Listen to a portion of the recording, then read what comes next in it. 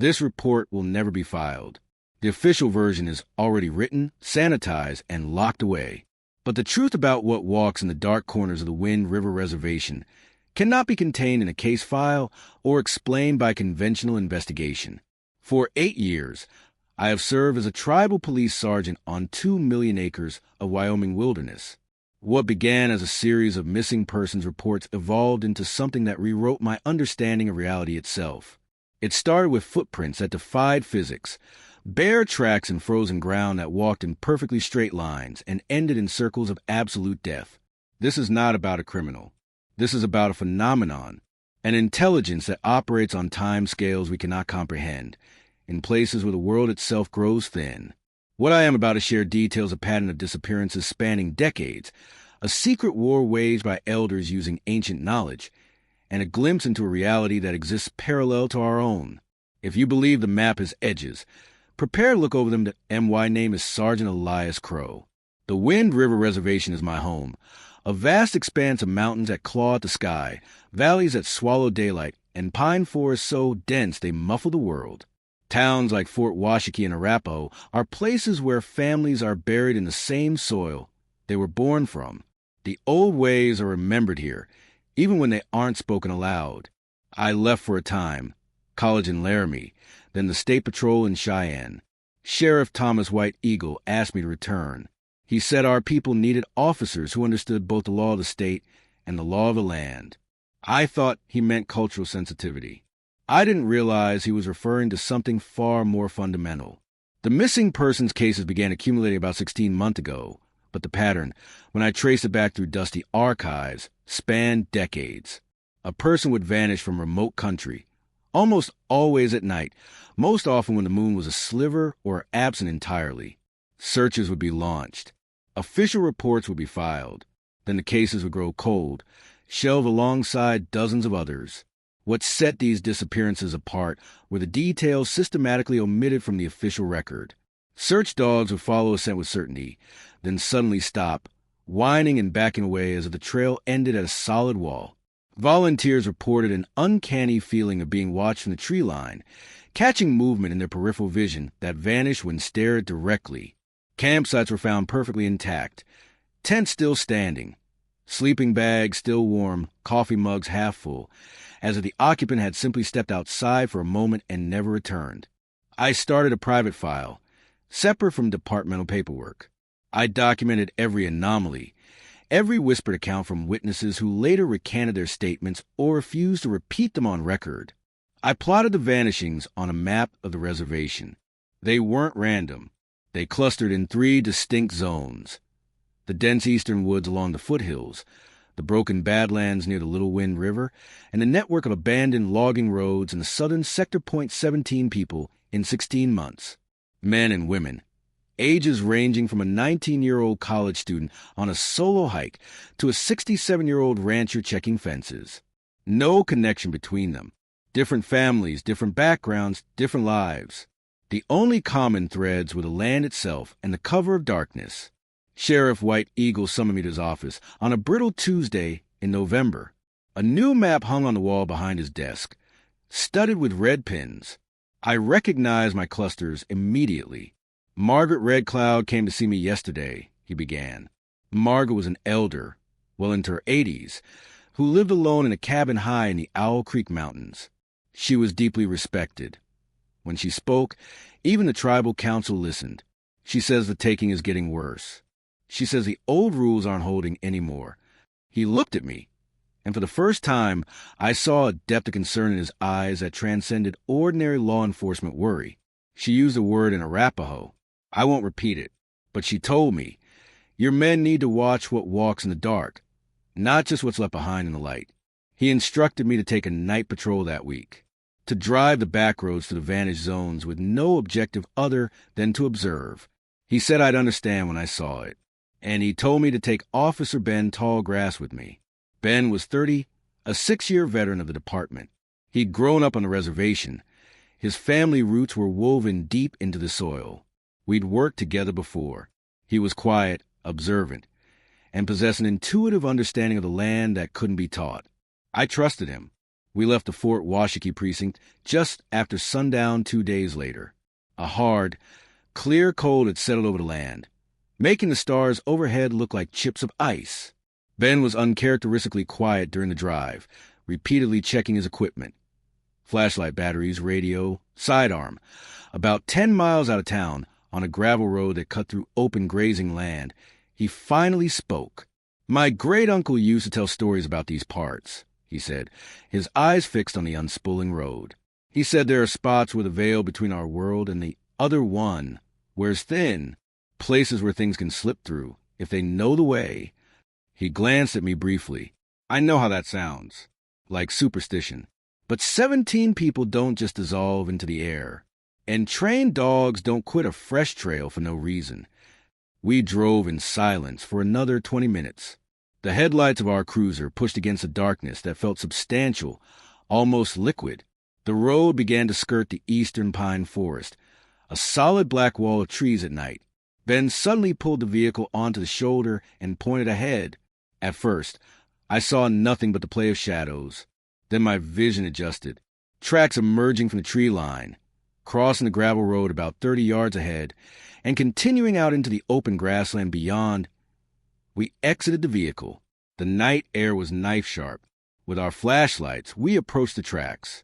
They were footprints, barefoot, in sub-freezing temperatures. Human-sized, but the gait was profoundly wrong. The stride was impossibly long, more of a lope than a walk. The impressions were deepest at the ball of the foot, as if the walker was perpetually on their toes. Most unnerving was the trajectory, a perfectly straight line, with no deviation for terrain, no pause, no sign of hesitation. "Call it in?" I asked, already knowing what the answer would be. Ben shook his head. The sheriff said, "Observe. Let's see where they lead." We followed the trail on foot, our flashlight beams carving cones of light in the vast darkness. The straight line continued with mechanical precision for nearly a quarter-mile across uneven, frozen grassland. Then it stopped, not faded, not wandered off. Stopped. The final footprint was pressed deeper into the earth, as if extra weight had been applied, and the grass within a 3-foot radius of that final print was dead, not dormant, not frostbitten, dead, brittle, brown, and utterly lifeless, forming a perfect circle on the frozen ground. "We need to go," Ben said, his voice tight. "Right now." No argument was necessary. That circle of death emitted a palpable wrongness, a silent scream that vibrated in the bones. We hurried back to the cruiser. Once inside with the doors locked, Ben took a long, shaky breath. "My great-uncle talked about this," he said, staring out the dark prairie. He said sometimes people get called. Something out there whispers in their mind while they sleep. They get up, walk out into the cold with nothing on their feet, and just keep walking until they reach whatever is calling them. He looked at me, his face illuminated by the dashboard lights. "You can follow their trail, but you'll never find them. You'll only find the place where they were taken." Before returning to the precinct, we found 2 more sets of tracks that night. Both exhibited the same impossible stride. Both ended in identical circles of dead grass. Sheriff White Eagle was waiting for us at the station, despite the late hour. He took one look at our faces, the unsettled knowledge written there, and simply nodded, without a word. He unlocked a filing cabinet and withdrew a thick, worn folder that smelled of old paper and dust. He laid it open on his desk. Inside were photographs, some black and white and curling at the edges, others in faded color. All showed the same thing, tracks with the same wrong stride. Circles of dead vegetation. The earliest photo was dated 1953. Margaret Red Cloud says this started happening more frequently about 3 years ago, the sheriff said, his finger tracing a date on a photograph. Before that, it was maybe once a year. A tragedy, but rare. Now it's monthly, sometimes more. She says something has changed. Something has grown, hungrier. He tapped the folder. The tribal council is aware. The elders are aware. But we can't exactly issue a public safety bulletin warning people about a thing in the dark that calls them out of their beds. We can't arrest it. We can't process it with forensics. He fixed his gaze on Ben and me. You've seen it now. You can't unsee it. And you're going to help me figure out how to stop it. The next morning, I drove up into the Owl Creek Mountains to see Margaret Red Cloud. Her cabin was small, smoke curling from its stone chimney against the gray sky. She opened the heavy wooden door before I could knock, as if she'd been expecting me. She poured tea without asking, her movements slow and deliberate. Her eyes, when they met mine, held a weight of years, and knowing that was humbling. "When you followed those tracks last night," she asked, her voice like dry leaves, "did you feel it watching you?" I wanted to say no, to cling to some semblance of rational detachment. But the memory was too vivid, that creeping, non-human attention from the darkness beyond our flashlight beams. "Yes," I admitted, "I did." She nodded slowly, as if this confirmed something. Our people have stories. Different tribes have different names for it, but the heart is the same. There are places where the world we walk in touches an older world, a world that was here before us. Sometimes, things from that older world reach through. They are hungry, not for meat, not for blood, for the spirit, for the light that burns inside a person. She took a sip of tea. Some hungers are not for flesh, but for the light within us. She explained that this taking had been happening on this land for longer than written history. Usually it was constrained, 1 or 2 people a year, always during the dark moon when its influence was strongest. It was a tragic but accepted part of the ancient balance. But the balance had shifted. The thing was feasting more often, growing bolder. "You believe now," she said, studying me over the rim of her cup. "That is the first step. The question is, are you ready to learn how to fight it? Not with your badge or your gun, but on the ground where it walks." 3 days after that conversation, the pattern became personal. Ben's younger cousin, Lily Tallgrass, disappeared. She was 24, a teacher's aide in a theat. Her car was found at dawn on a back road, pulled onto the shoulder. The engine was still running. The driver's door hung open. Inside, her purse sat on the passenger seat, her phone charging the console, her keys in the ignition, and in the soft mud beside the driver's door, the tracks. Barefoot, the same unnaturally long stride. They led away from a vehicle in that trademark straight line, across a field of winter wheat, and vanished at a perfect circle of dead, blackened grass. This was no longer a disturbing pattern of file. This was Ben's family, his little cousin, who he'd taught to fish in the Little Wind River. The official machinery cranked into gear. A full-scale search was organized. FBI agents from the Casper Field office arrived, their presence a mix of resource and complication. They brought technology we lacked. Drones with thermal imaging, sophisticated ground-penetrating radar, teams of evidence response technicians. I was assigned as a liaison to the lead agent, a sharp, no-nonsense woman named Carla Vance. My days became a performance. I provided access to conventional case files, coordinated interviews, helped build profiles of possible suspects, the standard script for a potential serial abduction. I fed the machine the human elements it could digest, while the real investigation happened in the shadows. Because Ben and I saw what the FBI's drone footage captured. While flying a grid pattern, one of the drones passed over a patch of prairie about half a mile from Lily's car. The image suddenly degraded, pixelating and warping in a perfect, shimmering circle about 50 feet across. Within that circle of digital distortion, the software could barely resolve shapes, tall, thin, upright shadows that seemed to be standing in a loose group. The technical analyst dismissed it as electromagnetic interference, likely from a concentrated mineral deposit or a hidden water source disrupting the sensors. Ben and I exchanged a look. We knew what we were seeing. A thin place, and the watchers standing within it. My nights were no longer my own. With Ben and an old northern Arapaho tracker named Samuel Walks at Night, we began a silent, unofficial patrol of the known vanished zones and locations marked in the sheriff's old folder. Samuel was in his 70s, his face a road map of wrinkles, but he moved through the backcountry with the silent grace of a predator. He carried no modern gear, just a small pouch of what he called ghost tobacco and a knife with a bone handle. Under Samuel's guidance, we found more than tracks. We found a pine tree on the edge of the eastern woods with deep, parallel gouges in its bark at a height of over 8 feet. We found a small, hidden glade where the air hummed with a subsonic vibration that made our teeth ache. And we found an abandoned campsite that chilled me to my core. It was a modern two-person tent, still fully erected in a grove of aspen. The zipper was closed. Through the mesh window, we could see sleeping bags, a backpack, a camp stove. Samuel motioned for silence and pointed to the tent's floor. On the inside of the rainfly, condensed from the occupant's breath, was a perfect set of bare footprints. They walked from the sleeping bag directly to the tent wall, and then simply continued, as if the person had walked to the nylon fabric itself. Samuel examined the site for a long time, finally turning to us with a grave expression. "This is new," he said quietly. Before it called him to the doorways, the thin places. They had to walk there. Now it can reach through. The doorway can open anywhere it wants. A tent, a cabin, maybe a house. The implication was horrifying.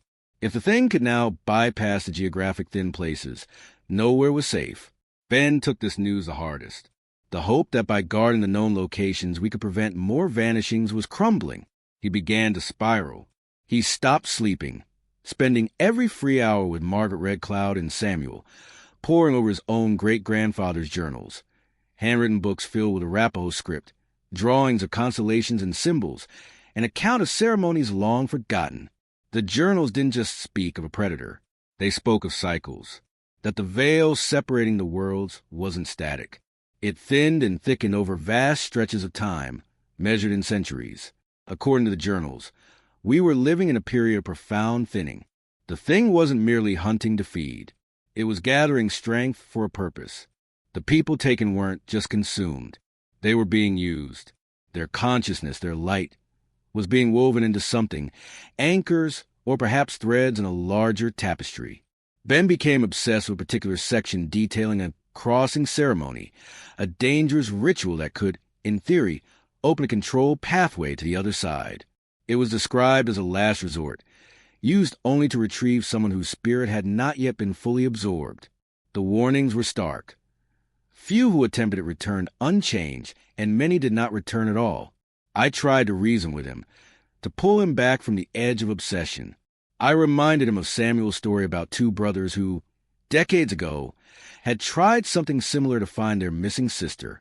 One brother had returned catatonic, never speaking again.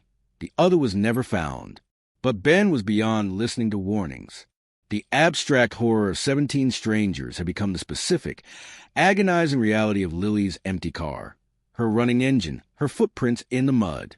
He was calculating a terrible equation, weighing the risk against the chance, however slim, to bring her home. 2 nights before the new moon, the time the journals indicated was most potent for such workings, Ben showed up at my house after midnight. His eyes were hollow from lack of sleep, but burned with a desperate intensity. He carried his great-grandfather's journal and a canvas bag. He laid out his plan. It was a distillation of his weeks of study and despair.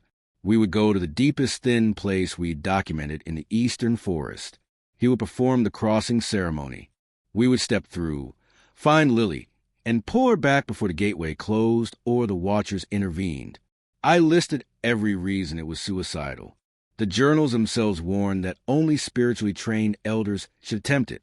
We had no idea what the other side was truly like, or if time even flowed the same way there. We could become trapped, or worse, become like Lily, anchors for something we didn't understand. His response was simple, and it shattered my arguments. "I'm going, Elias.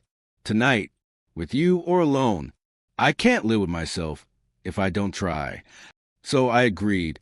Not because I thought it would work, but because I couldn't let my friend walk into that darkness alone. We drove in silence to the trailhead that led into the deepest part of the eastern forest. The night was absolute, the thin crescent moon offering no comfort. Ben carried his bag of ritual items. I carried a backpack with practical supplies that felt laughably inadequate: rope, a first aid kit, extra batteries.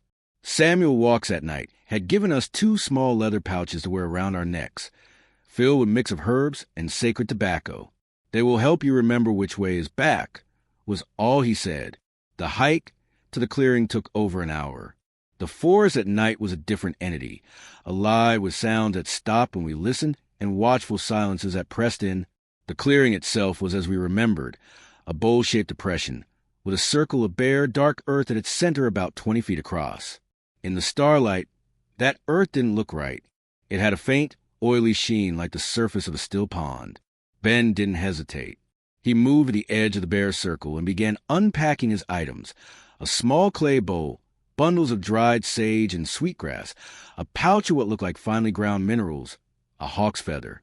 Following the precise instructions in the journal, he began. He laid a ring of the ground minerals around us. He lit the sage and sweetgrass, using the feather to wash the smoke over our bodies in deliberate patterns. Then he began to chant. The words were in Arapaho, low and guttural, not sung but spoken with a rhythmic force that seemed to vibrate in my chest rather than my ears. He sprinkled pinches of tobacco into the small bowl, which he placed at the exact center of the bare circle. As the ceremony progressed, the air in the clearing changed. The temperature dropped sharply. The normal sounds of the forest, the rustle of night creatures, the sigh of wind in the pines, faded away, replaced by a profound, ringing silence. The bare earth at the clearing center began to shimmer. It didn't glow exactly, but it lost its solidity, becoming translucent. Through it, I could see a landscape. It was recognizably a forest, but a forest drawn from a fever dream.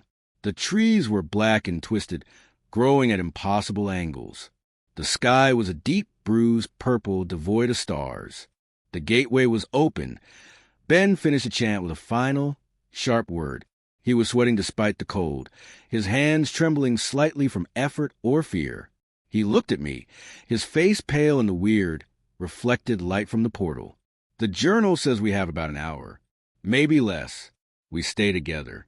We don't leave the protection of this circle's influence. We find her and we come straight back. We step forward, crossing from the frozen Wyoming soil on a ground that yielded like damp peat. The transition was instantaneous and nauseating. A wave of disorientation hit me, a sense of vertigo not of the body, but of the mind. The rules here were different. Gravity felt optional, not absent, but inconsistent, as if down was a gentle suggestion rather than a law. Sound was broken. The crunch of my boot came a fraction of a second after I felt the impact. When Ben spoke my name, the echo preceded the original word. The light had no source. It simply was a dull, shadowless illumination that made depth perception impossible. Worst of all was time. My watch was useless. The hand spun lazily in both directions. My own sense of duration fractured.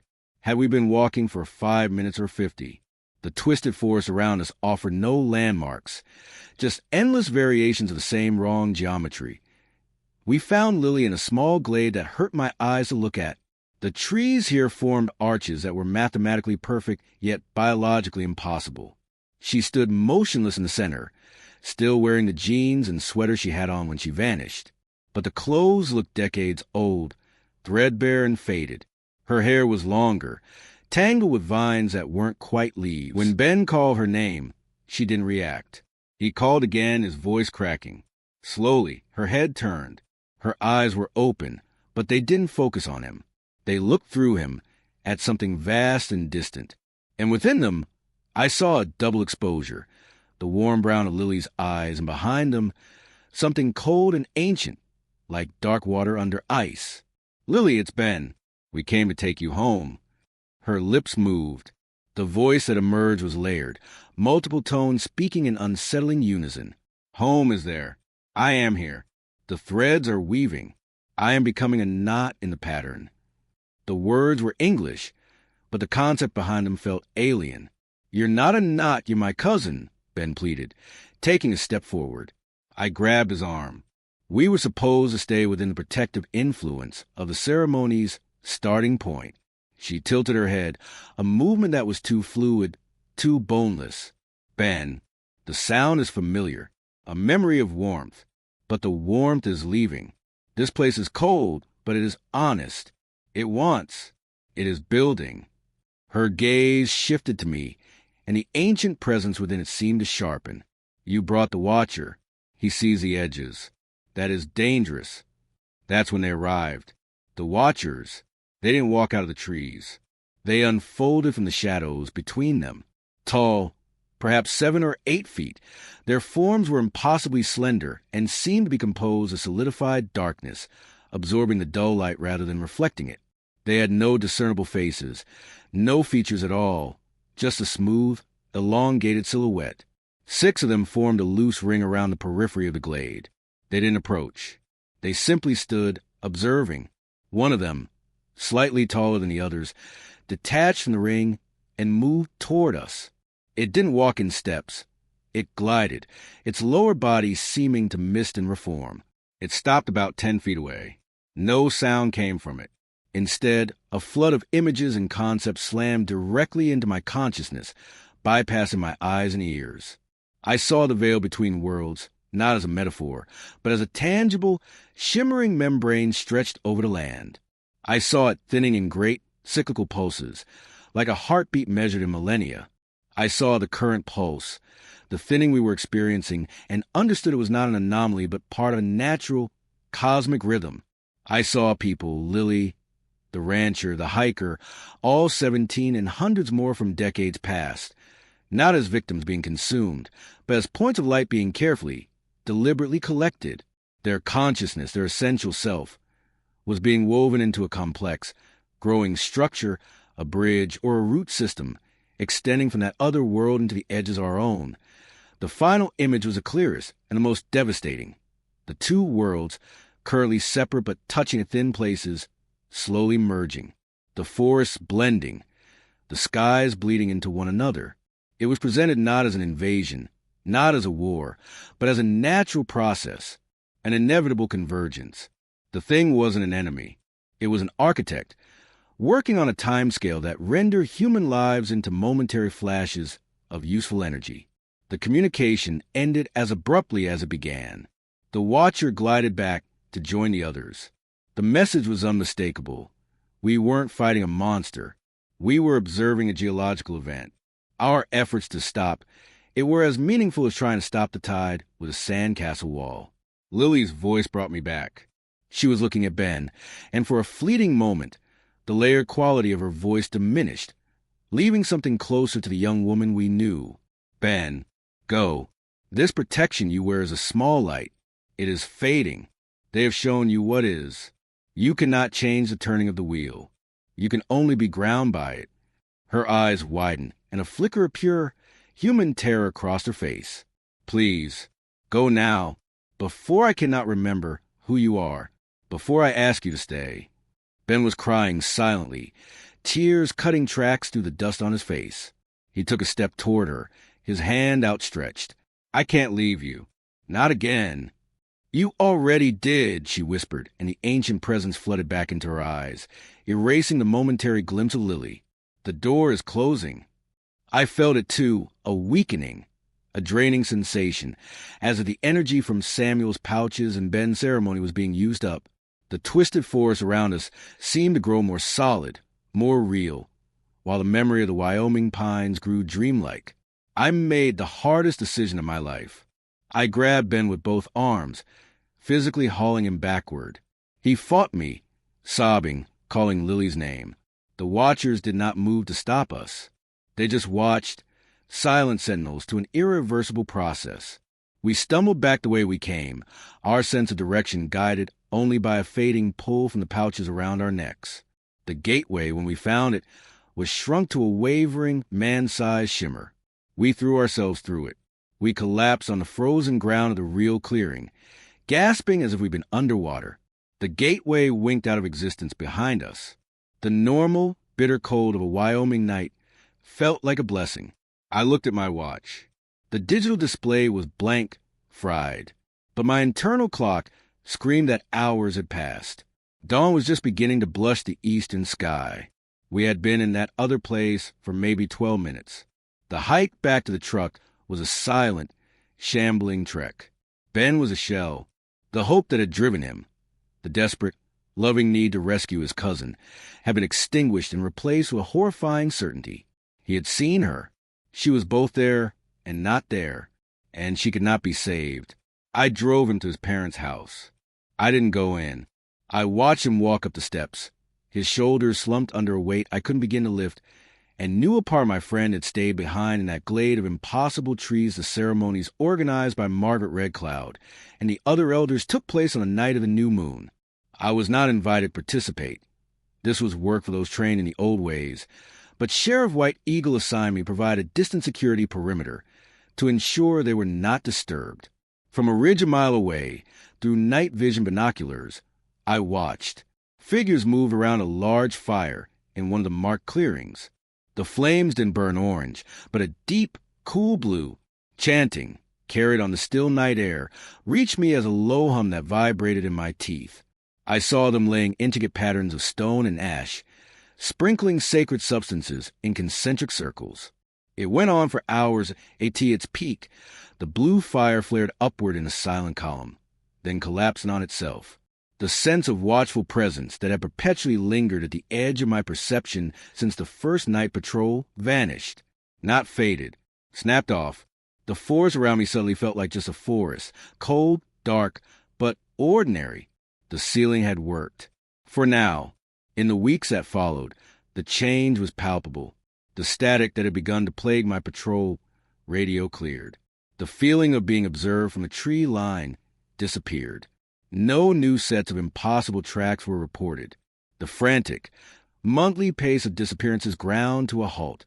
A single missing person case came in, a tourist who'd gotten lost off a marked trail and was found cold and embarrassed. 2 days later, hit a wall. It was She normal. admitted. It was Frustration almost boring. evident in her tight posture. No forensic links. No witnesses who can give a consistent account. No pattern to the victims beyond geography. My theory is a highly mobile, sophisticated group, maybe trafficking, maybe some kind of cult, operating out of the wilderness and moving on before we can get a fix. Without new leads or a body, I can't justify keeping resources here. She left believing she'd been investigating a human crime. She filed a report that would gather dust in a federal database, another in a long line of unsolved cases from Indian country. Ben Tallgrass never returned to duty. He took an indefinite leave of absence. The last I heard, he'd moved to Casper, taken a job in a warehouse. He couldn't stay on the reservation. He told me in one brief, painful phone call. The land itself had become a monument to his failure. Every pine tree a reminder of the glade where he lost his cousin twice over. I continued my patrols. I filed my reports.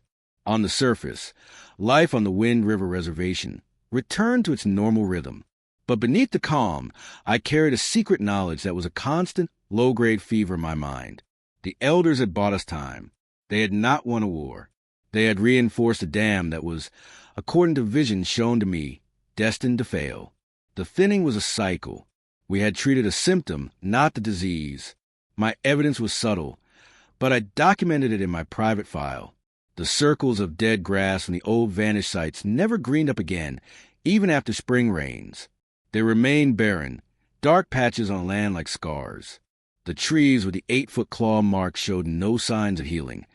The sap around the wounds was black and hard as stone, and then, about 5 months after the sealing ceremonies, the signs began again. Not the dramatic tracks or disappearances, but precursors. Patrol officers reported brief, localized static on their radios in the old zones. A rancher called in, not about missing people, but about missing cattle. 2 steers vanished from a locked barn, with no sign of forced entry. The dogs on his property had howled all night, then refused to go near the barn for days. I drove out to that ranch myself. The barn was sturdy, modern. The lock was intact. Inside, in the soft dirt of the stall where the steers had been, I found not hoof prints, but 2 deep, human-sized impressions side by side, as if something very heavy had stood there for a long time. And a smell lingered, not the smell of livestock or hay, but of ozone and damp soil, the same smell from the clearing the night Ben performed his ritual. Margaret Red Cloud confirmed my fears when I visited her again. She looked tired, older than her years. "The seal holds," she said, "but the pressure increases. The veil does not tear where we have patched it. It seeks new thin places, or it makes them." She looked out her window toward the mountains. "It learns. It adapts. We reinforce the old doors. Now it tries the windows." The most disturbing development was auditory. It started with my personal truck radio, then began affecting my patrol cruiser. At first, it was just bursts of static in the old zones. Then the static would sometimes resolve very faintly into voices, not random voices, recognizable ones. I heard the gruff tone of Carl Jepson, the missing rancher, muttering about coal floors. I heard the bright, laughing voice of Amy Littleshield, the college student, saying it's so dark here. And once, clear as a bell, I heard Lily Tallgrass, not the layered, alien voice from the other side, but Lily's true voice, young and frightened, whispering a single word. Ben. It was a recording, a playback, or a trap. Samuel Walks at Night, when I described it to him, called it spiritual echo. The bridge it is building works both ways, he said. Thoughts, memories, pieces of the taking can drift back across, like leaves on a stream. It does not mean they are alive as we know it. It means parts of them are still in motion. The calls were never for help. They were fragments, echoes of personality caught in the structure of the bridge, broadcast like accidental radio signals. Hearing them was worse than silence. It was a constant, cruel reminder that the people we listed as missing were neither dead nor alive in any sense we could comprehend. They were raw material. I adjusted my patrols. I began mapping new anomalies, areas where electronic equipment behaved erratically, spots where animals avoided, places where the air felt thin and sound carried oddly. A new pattern was emerging, different from the old clusters. It was more diffuse, as if the pressure was spreading out, testing multiple weak points across the reservation's vast area. The tribal council, bolstered by the temporary success of the ceremonies, authorized a more proactive stance. Working with Margaret, Samuel, and a few other knowledgeable elders, we developed a monitoring system. It was a blend of technology and tradition. Game cameras were placed at the perimeters of known and suspected thin places. Elders would periodically visit these sites to perform small, strength-checking rituals, burning a pinch of tobacco, observing the behavior of the smoke, listening to the land. My role became one of logistics and observation. I was a bridge between the world of official reports and the world of sacred tobacco and spirit echoes. I filed paperwork for environmental monitoring equipment and cultural site preservation patrols. It was during one of these monitoring patrols, alone in my cruiser on a high ridge road, that I had the second direct encounter. The night was overcast, moonless. My radio had been silent for hours. I was parked, logging the status of a game camera, when all the electronics in the cruiser died. The engine cut out. The dashboard lights went black. The radio emitted a final pop of static and went dead. In the sudden, absolute silence, I saw a light down in the valley below. Not a campfire or a vehicle light. A single, steady, cold blue point of light, moving. It traveled in that mechanically straight line, floating about 6 feet above the ground, traversing the valley from one tree line to another. It didn't illuminate the ground around it. It was just a hole of blue light in the darkness. As I watched, it stopped. It pulsed once brighter, and then it split. One light became 3, arranged in a perfect equilateral triangle. The 3 lights descended slowly toward the earth until they touched the ground and vanished. A minute later, my cruiser's electronics flickered back to life. The engine turned over on the first try. The dashboard lit up. On the radio, the familiar, comforting voice of the night dispatcher asked for a status check from Unit 3. I reported all clear, my voice steady despite the adrenaline coursing through me. I drove straight to Samuel's cabin. He listened to my description without surprise. "A scout," he said. "A piece of it. Sent through a new thin place. Testing. Mapping. Not taking yet, but preparing the ground." "The ground for what?" I asked. "For when the veil thins enough that the scouts do not need to return. For when they can stay." He looked at me, his old eyes reflecting the fire in his hearth. "You saw the vision, the merging. It does not happen all at once. First come the whisperers, the calls, then the scouts, then the builders. Then the bridge is complete, and the worlds begin to fold into one another. So the disappearances, the taking of people, that to gather materials, building supplies. In a way," he nodded, "but more than lumber or stone. It is gathering consciousness. Awareness. The bridge must be made of something that understands both sides. Human minds, adapted, are the only thing that works. The horror of it settled into a new, colder shape. It wasn't random predation. It was a harvest, a careful, deliberate collection of a specific resource needed for a long-term engineering project on a dimensional scale. A week after seeing the scout light, the first new disappearance in nearly half a year occurred. An elderly man named Albert Frost, who lived alone in a remote cabin near the southern border of the reservation, failed to show up for his weekly trip into Fort Washakie for supplies. A welfare check found his cabin empty. The door was unlocked. A pot of stew was cold on the stove. His boots sat neatly by the door. And on the wooden porch, in a light dusting of frost that had formed overnight, were 2 bare footprints. They faced away from the cabin door. The stride was normal, human. They walked 3 steps off the porch, and then they were gone. No more prints in the soft earth of the yard. No trail. It was as if Albert Frost had taken 3 steps off his porch and been plucked from existence. The old pattern was back, but evolved. It was no longer constrained to the geographic thin places we had sealed. It could now reach to the very doorsteps of the isolated and the vulnerable. We had reinforced the fortress gates, and the siege had simply shifted to tunneling under the walls. The disappearance of Albert Frost marked a turning point. The temporary peace was over. The pressure Margaret had warned about was now manifesting in a new, more insidious pattern. The thing was no longer limited to the ancient, known doorways. It was creating its own. Sheriff White Eagle reconvened our small, unofficial group. The mood in his office was grim, stripped of the cautious hope that had followed the sealing ceremonies. Margaret read Cloud, Samuel walks at night, and I sat facing the map, now updated with new markers, blue pins for electronic interference, yellow for animal avoidance zones, and a single, stark red pin for Albert Frost's cabin. It's adapting, the sheriff stated flatly. Our solutions are becoming its lessons. Margaret spoke softly. The old ways give us tools to guard places.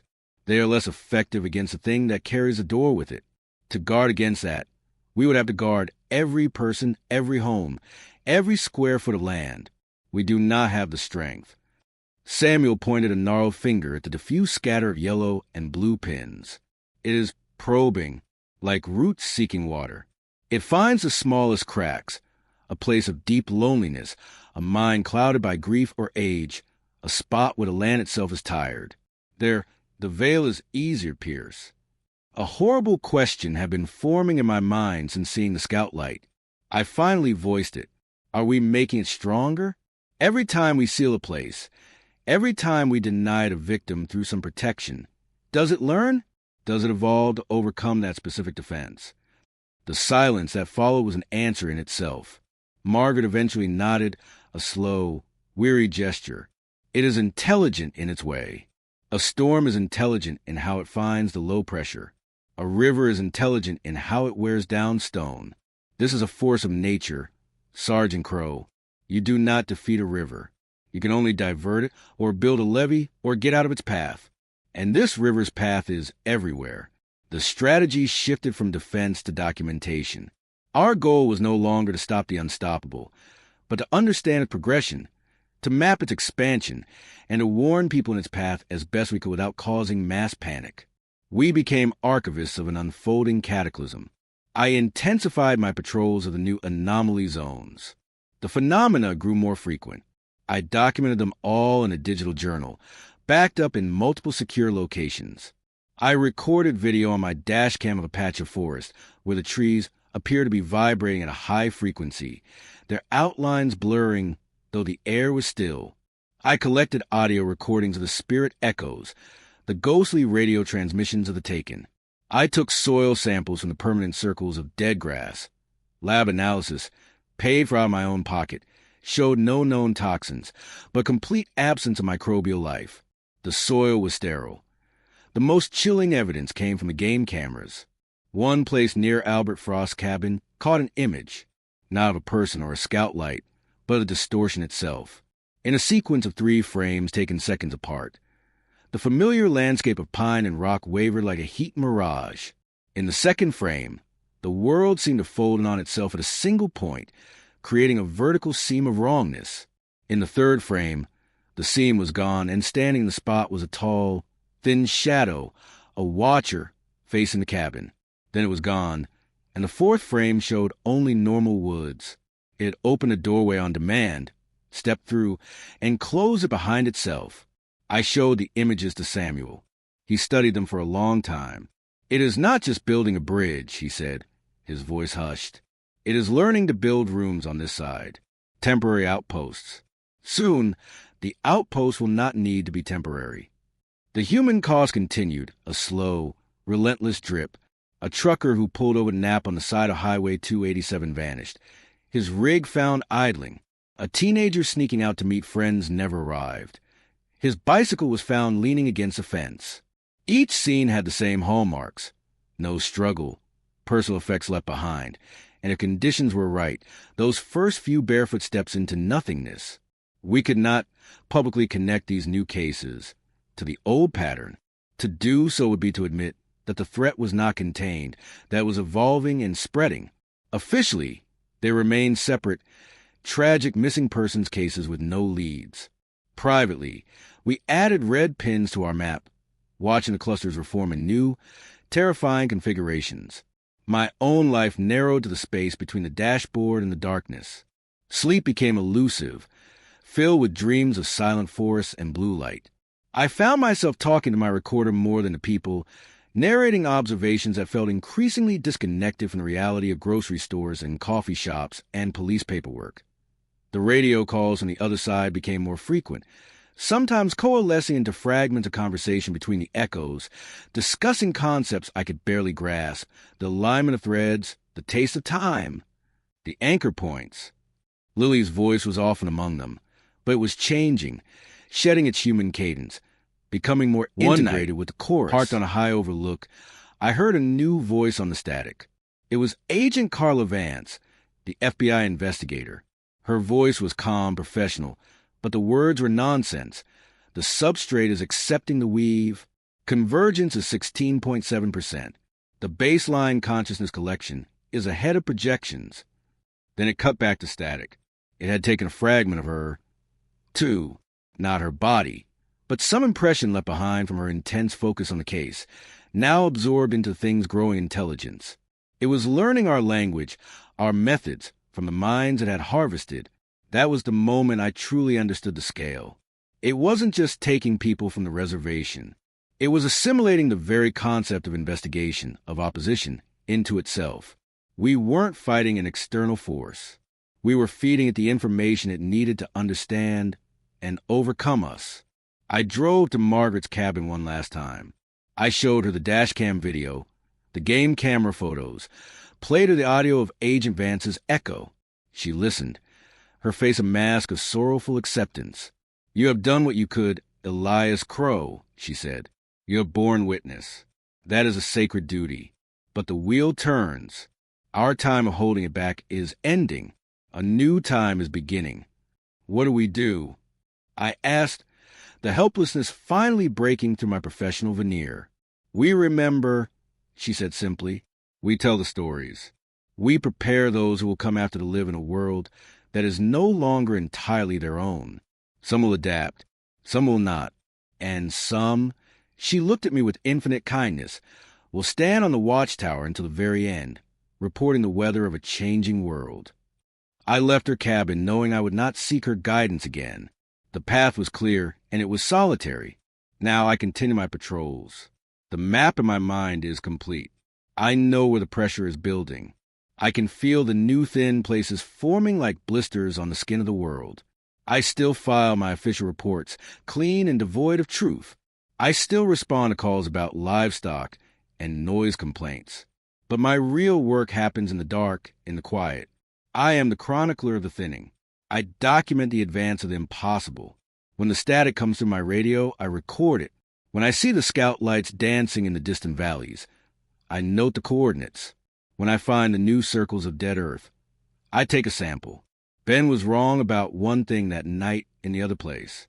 We can change nothing about the turning of the wheel, but we can choose how we meet it. We can choose to see it coming. The vanishings are accelerating again, not the frantic pace of before, but with a steady, inevitable rhythm, one every few weeks. The bridge is nearing completion. The anchor points are set. The weave of stolen consciousness is almost whole. I do not know what the world will look like when the merging begins in earnest. Samuel spoke of folded landscapes, of skies with two suns, of creatures that are neither this world nor the other, but something in between. I do not know if I will live to see it, or if I will be harvested as raw material before the final stitch is sewn. But I will watch. I will document. I will be the unblinking eye for as long as I have left. This account, this testimony, is my anchor. It is my own small thread of consciousness, woven not into its bridge, but into a record of what was, and a warning of what is to come. The patrol is never over. The night is always waiting. And in the silence between the stars, something ancient and hungry continues its work, building a new world from the pieces of our old one. If this account has held your attention, if it has made the shadows at the edge of your own world feel just a fraction deeper, then I need your help. First, hit the like button below this video. In an age of endless distraction, that simple click is a signal. It tells the platform that stories of depth, of mystery, of confronting the unknown have value. It helps this channel, Winds of Thought, reach others who are also looking for maps to the places just off the edge. Your like is a vote for substance, and in this digital landscape, that vote matters more than you know. Second, subscribe to the channel. By subscribing, you're not just adding another notification to your feed. You're joining a community of the curious. You're aligning yourself with others who believe that the most important stories are often the ones not being shouted from the headlines, but whispered in the archives, told by elders, or found in the silent data of things that don't fit. We explore the fractures in consensus reality, the histories written between the lines, and the personal testimonies from the front lines of the unexplained. Your subscription ensures these voices are not lost to static. Third, and this is the most crucial step, share what you've heard. Share this video with one person you trust. Don't present it as absolute truth or undeniable proof. Present it as it is, a story about observation, about the limits of understanding, and about the courage required to look at something terrifying without looking away. Start a conversation. Ask them what they think is happening on the Wind River Reservation. The greatest offense against a hidden truth is not a lone witness, but a chorus of awakened attention. Spread the signal. I also want to hear from you. The comments are not just a space for reactions. They are a source of data. Tell me where you're watching from. Describe the most remote, lonely, or strangely charged place you've ever been. Have you ever felt a watchful presence in an empty landscape? Seen lights that didn't belong? Your experiences are pieces of a larger puzzle. Sharing them adds to our collective understanding. Please be careful. I mean that sincerely. If you find yourself drawn to wilderness, to abandoned places, to the quiet corners of the world, maintain your awareness. Trust that primal instinct that tells you when a place feels wrong. There is no courage in ignoring a warning whisper from your own soul. The beauty of the wild is matched by its indifference, and sometimes by something more. This isn't about fostering paranoia. It's about promoting a mindful awareness. The world is layered complex and holds more mysteries than our modern lives typically acknowledge. My story is one thread. There are countless others. Thank you for listening. Thank you for your time, your curiosity, and your courage in engaging with a narrative that offers no easy answers, only profound questions. This isn't an ending. It's an invitation to look more closely at the world around you, to listen more carefully to its silences. Stay aware, stay grounded, and never stop seeking the truth, no matter how strange its shape. This has been a presentation of Winds of Thought.